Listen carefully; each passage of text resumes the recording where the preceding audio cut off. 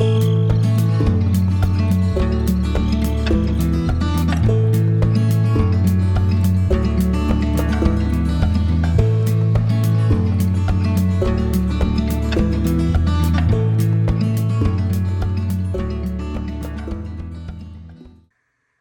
right, welcome back to the studio after how many months away? I have no idea. It's been busy, it's been fun, and I'm ready to be back. I have, however, lost a large number of my paints. I have no idea where I've put them, and all my paint making supplies are sort of packed away. We're in the middle of kind of a move over here. But I did find, like, I have paints. I should stop and say that. Like, I have an exorbitant amount of paints. They're not the ones I was hoping to have, which are, as you probably know, my standard indigo. I was able to find this little cutie, so I'll make do. Yeah, I just thought we'd do something nice and wintry. It's beautiful out here, snowy. The trees are like just full of snow. Like it's beautiful. I will share some pictures as I edit the video. I just wanted something that sort of reminiscent of these cozy days as it's getting close to Christmas, it's getting close to the winter solstice. So I made a little sketch of a house in the forest. I was trying to think of, what evokes that feeling of being cold yet warm and cozy, thick winter coats, hot chocolate. And this is what I came up with. So I sketched it out ahead of time, thought I'd save us some time on the video. I'm just tracing over it a bit with my indigo blue. I haven't fully thought through how I'm going to manage some of this painting, but we'll discover that together, I suppose. First thing, I just really want a nice, crisp painting. And I am using my number 4 round. Today, I think I'm due to update some of my supplies. I don't know if you ever get to the point where you're like, oh, this is so great. Like you have your standard trusty paintbrushes, paints that you use, and then all of a sudden one day you're just like, wait a second, the edges of my bristles are all frayed. I can't make sharp lines, and that's about where I'm at right now with this brush of mine. I really need something that can do very fine, tiny lines. So one of my projects, and maybe I'll bring you along for it, will be to renovate my art supply closet. I've been thinking of doing that for a while, actually. As an artist and a creative person, sometimes the ideas just flow and flow and flow, and then they become disjointed and heavy, and all of a sudden I just have a lot of stuff, and what started out as maybe a purchase or an addition meant to fuel my creativity has become just clutter, something that's keeping me from the creative flow. So it's definitely worth stepping back every now and again and just rethinking where you're at and what you want to achieve and what's getting you there. Firm believer that there are facets of minimalism that are so important for anyone who wants to create and make room for discovery and new experiences in their life. I'm going to do a very dark rough. I think just give it a little bit of shading, but overall we're going to not do any patterning on the roof. I think there's so much going on here that I'd like to keep that as an accent. Just give it some nice contrast here.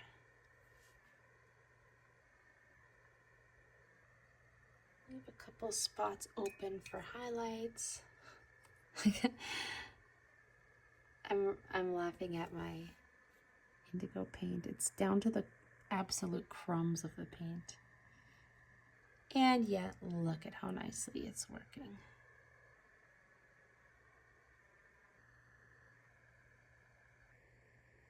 Okay. Looks good. Now I think what I'm going to do is actually, I will do a bit on the background. I was trying to decide if, is it just going to be this set against a stark white background, but I don't think so. I think I have some long icicles here that I'd like to maintain. So I'm going to very quickly and carefully give it a sharp outline against the house, and then bring my water in right away so I can have this very soft edge.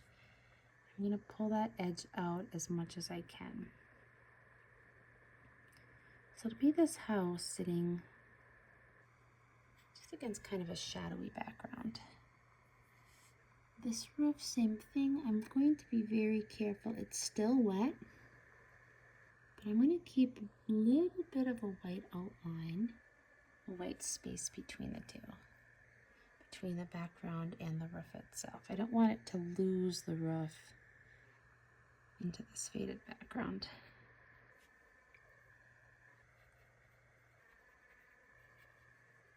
I think this is only 140. Let's check.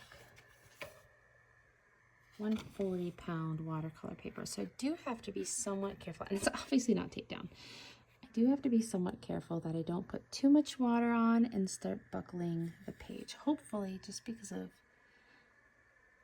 I'm working in such a small area, hopefully I'll be all right here. Didn't quite have enough pigment on my brush there. As I see this moving, I'm wondering if I should have put a little chimney atop the house, but that's all right. Sometimes when you paint a picture, or at least I find that the more I paint, the more the ideas flow. And sometimes that can be difficult, if you're dry on ideas and you're just not in the mood to paint or do anything. It can be really hard to get that creativity back, because you do need to be in the creative moment, flowing, practicing, to keep things going. You need to have that inspiration, that source of inspiration, which again often comes from just creating. So if you are in a dry spell like I've been in a lot of lately, definitely take a break. There's no need to force creativity, but don't be afraid to go back and just explore a bit. Do something simple. It's one of the reasons I love this. He's using a single color for my paintings is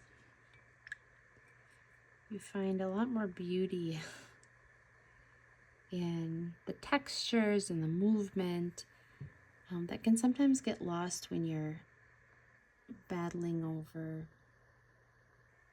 color palettes and shading and whatnot.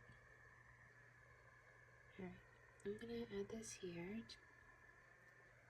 so you can keep that nice strong definition of the house.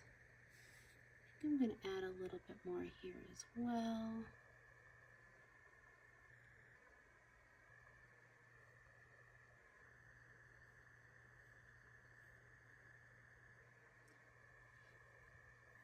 Here we go.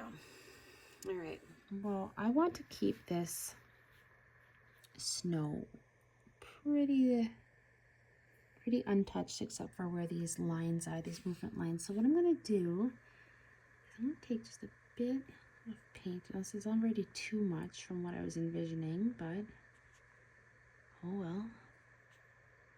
It's hard when you're working on such a tiny space. You don't have a lot of room for error or adjustment. Every single drop of water takes up space. But I'm going to softly take a little bit of pigment and do some shading. Between it, being very careful now not to touch the watercolor that's already down. Now, I'm sure some of you who like your technique are maybe cringing at this point and wondering, why does Rowan not think through her paintings and I could have done a wash over it before I did that, the dark patterning, and certainly I could have. There is nothing wrong with that critique. I don't know, sometimes I just like to explore the painting and see what it's going to turn out to be. It's a fun exercise in discovery and pivoting and thinking on your feet. So definitely do not be afraid to step outside of the established technique. I think techniques are primarily there to help you achieve a certain effect efficiently. It's built on tradition of art throughout the years, but that doesn't mean that you have to use that technique if you don't want. Some of the pieces that I've sold the quickest and for the most money are not pieces that I paid any attention to proper technique for. I focused on building and exploring and 1,000 other things, and the effect, the end effect was nice. So it's my soapbox for the day. You're welcome. Okay, gotta make sure this is dry. I will just run my brush along those trees. I'll give them just a moment longer. I'm taking down, it's watered down a bit. Typically the highlighted part of a snowdrift would be the top. So I'm going on the other side, just lightly on my brush, getting a little bit of shading here. There we go. A little more here. That pink thing is. Oops. Go back.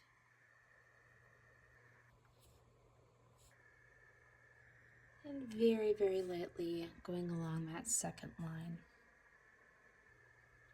Oops. It's a little bit darker on the other side, or towards this corner, which is all right, because I have more space to pull it up and fade it into the top of that. A bit of snowdrift. All right, I want to keep things balanced, so I'm actually just going to pull up a couple swirls here. I'm making the house.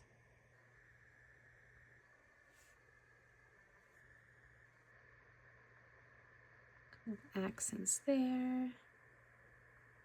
A little bit of darkness there. And then let's just trace out the lines for the trees. And yes, my paper has buckled slightly. So after I'm done with this painting, I will press it between a book probably before it fully dries and call it good.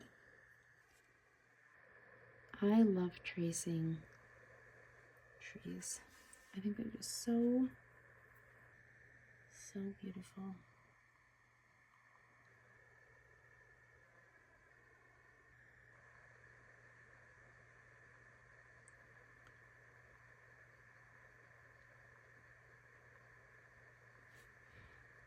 All right.